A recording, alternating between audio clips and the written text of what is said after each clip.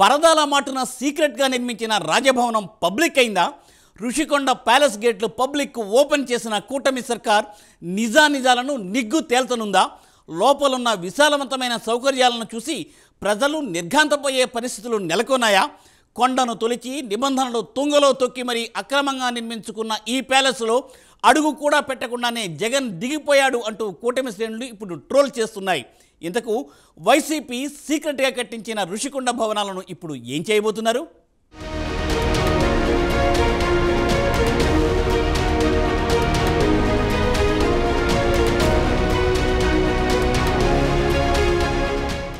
Rushikonda palace ఇప్పుడు రెండు తెలుగు రాష్ట్రాల్లో చర్చనీయాంశంగా మారిపోయిన టాపిక్.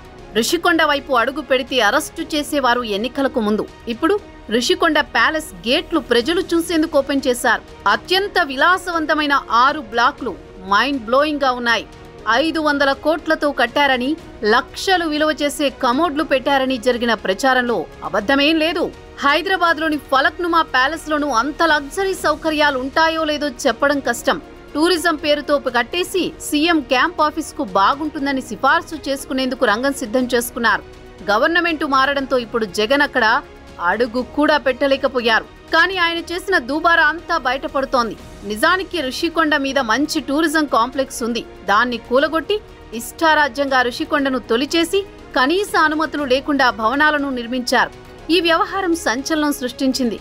అక్కడ నిబంధనలు ఉల్లంఘించారని నివేదికలు కూడా వచ్చాయి. ప్రస్తుతం కేసు కోర్టులో ఉంది. అయితే ఈ ఋషికొండ నిర్మాణంలో జరిగిన ప్రతి ఉల్లంఘనకు బాధ్యుడైన అధికారిపై చర్యలు తీసుకోవడం ఖాయంగా కనిపిస్తోంది.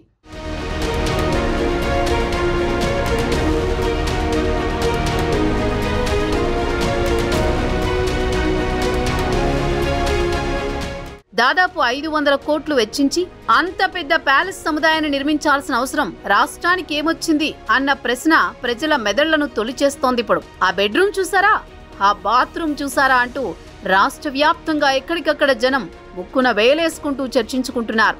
నిన్నమొన్నటిదాకా ఋషికొండ అంటే ఓ నిషిద్ధ ప్రాంతం. లోపల ఏం జరుగుతుందో అధికార పార్టీ నాయకులకు తప్ప ఇంకో మనిషికి తెలియదు. అంతా రహస్యం, రాజకోట రహస్యం అన్నట్లు ఆ నిర్మాణాల్ని చాలా గుట్టుగా చేపట్టారు. అధికారులతో కమిటీలు వేశారట. ఆ అధికారుల అనుమతితోని అన్నీ చేశారట. కేబినెట్ నిర్ణయాలకు అనుగుణంగానే అన్నీ జరిగాయట. కేబినెట్ అంటే ఎవరు? అధికారులంటే ఎవరు? అప్పట్లో అంతా వైసీపీ అధినాయకత్వమే కదా. వైసీపీ అధినాయకత్వం కనుసన్నల్లోని అంతా జరిగిపోయింది. ప్రజాధనంతో నిర్మించే భవంతి ఎలా ఉంటుందో ప్రజలకు తెలియకుండా పోయింది. అప్పట్లో టీడీపీ, జనసేన, బీజేపీ కూటమి అధికారంలోకి వచ్చాక ఆ రాజకోట రహస్యం బయటపడింది. టీడీపీ ఎమ్మెల్యే గంటా శ్రీనివాసరావు, జనసేన నేత సందీప్ పంచకర్ల, మరికొందరు కీలక నేతలు మీడియా ప్రతినిధుల్ని వెంటేసుకుని ఋషికొండపై నిర్మించిన ప్యాలెస్ సముదాయాన్ని చూసి ప్రపంచానికి చూపించారు. ఆ ఫ్యాన్లు, ఆ ఏసీలు, ఆ బాత్ టబ్లు, ఇటాలియన్ మార్బుల్స్, బెడ్రూమ్లో ఖరీదైన మంచాలు, వామ్మో ఇంత లగ్జరీనా? ముచ్చటపడి కట్టుకున్న ప్యాలెస్ లో కనీసం అడుగు కూడా పెట్టకుండానే జగన్ దిగిపోయాడంటూ సర్వత్రా చర్చించుకుంటున్న పరిస్థితి. ప్రభుత్వం ఏదైనా ఒక నిర్మాణం చేసేటప్పుడు దాంట్లో రహస్యాలు ఉండవు. బహిరంగంగా ఆ బిల్డింగ్ దేనికోసం కడతా ఉన్నారు, ఎంత విస్తీర్ణత కడతా ఉన్నారు, ఎంత ఎస్టిమేట్తో కడతా ఉన్నారు, అందులో ఏమేమి ఫెసిలిటీస్ ఉంటాయి, ఇవన్నీ డ్రాయింగ్స్తో సహా బయట డిస్ప్లే చేస్తారు. కానీ దానికి భిన్నంగా దీన్ని అత్యంత గోప్యంగా, నాకు తెలిసి బహుశా ఈ దేశంలో ఏ భవనం కూడా ఇంత వివాదాస్పదం కానీ ఇంత సెన్సేషనల్ కానీ క్రియేట్ చేసి ఉండదు. ఎందుకంటే ఆది నుంచి కూడా ఈ బిల్డింగు స్టార్ట్ చేసిన దగ్గర నుంచి కూడా అన్ని వివాదాలే. ఎందుకంటే ఈ ఋషికొండ ఏదైతే హిస్టారికల్ ఇంపార్టెన్స్ ఉన్న కొండని, ఆ పచ్చటి గ్రీనరీ ఉన్న కొండని విధ్వంసం చేసి దీన్ని బోడిగుండు చేయడం కానీ, లేకపోతే లాభాల్లో నడుస్తున్న టూరిజం దాన్ని ధ్వంసం చేసి ఇక్కడ ఆయన క్యాంప్ ఆఫీసర్ అని చెప్పి కట్టుకోవడం కానీ దాన్ని క్యాంప్ ఆఫీసర్ ధైర్యంగా చెప్పి కట్టే ధైర్యం కూడా చాలా పోయారు. ముందు టూరిజం అన్నారు, లేకపోతే దీనికి రకరకాల పేర్లు చెప్పారు. దీన్ని 5 స్టార్ హోటల్ అన్నారు. కొంతకాలం లేదు ముఖ్యమంత్రి క్యాంప్ ఆఫీస్ అన్నారు. చివరికి వెబ్సైట్లో పెట్టి మళ్ళీ దాన్ని కూడా కొట్టిదే, ఇది కరెక్ట్ కాదు, ఇది చివరికి టూరిజం అని చెప్పి కూడా చెప్పడం జరిగింది. దాని ఎస్టిమేట్లు కూడా చాలా గోప్యంగా ఉంచారు. ఫేజ్ 1 అన్నారు, ఫేజ్ 2 అన్నారు, ల్యాండ్స్కేపింగ్ ఎంత పెట్టారు, డిస్మాంట్లింగ్ ఎంత చేశారు, ఇవన్నీ కూడా ప్రతిదీ వివాదాస్పదమైంది. మామూలుగా మిమ్మల్ని ఒకటే నేను అడుగుతా ఉన్నాను, మీడియా ద్వారా జగన్మోహన్ రెడ్డి గారికి.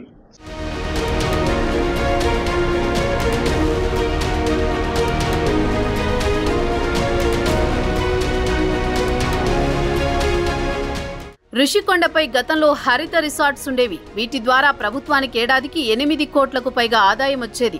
అయితే జగన్ వచ్చాక హరిత రిసార్ట్స్ ను పడగొట్టి ప్యాలెస్ నిర్మించారు. ఇక ఈ భవనాలను మళ్లీ హరిత రిసార్ట్స్ గా మార్చుదామన్నా దీనిలో ఎక్కువ గదులు లేవు. అలాగని భవనాలు చిన్నవి కావు. ప్రస్తుతానికైతే ఇది ఉపయోగించుకోవడానికి పనికిరాని తెల్ల ఏనుగు వంటిదే. దేనికో దానికి వాడుకున్నా వాడుకోకుండా అలా ఉంచేసినా దీనిపై జగన్ ఖర్చు చేసిన 100 కోట్లు వృధా చేసినట్లవుతుంది. దీనిని ఇప్పుడు ఏ విధంగా ఉపయోగించుకోవాలో కూడా అర్థం కావడం లేదు. త్వరలో సీఎం చంద్రబాబు నాయుడు విశాఖ పర్యటనకు వచ్చినప్పుడు ఆయన స్వయంగా చూసిన తర్వాత దీనిని ఏ విధంగా వాడుకోవాలో నిర్ణయించే అవకాశం ఉంది. 7 స్టార్ హోటల్గా మార్చి టూరిజంకు అప్పజెప్పే అవకాశం ఉందని ప్రచారం జరుగుతోంది. దానివలన ప్రభుత్వానికి ఎంతో కొంత ఆదాయం వచ్చే అవకాశం ఉంటుందంటున్నారు. చూడాలి మరి ప్యాలెస్ ఫ్యూచర్ ఏమవుతుందో అన్నది.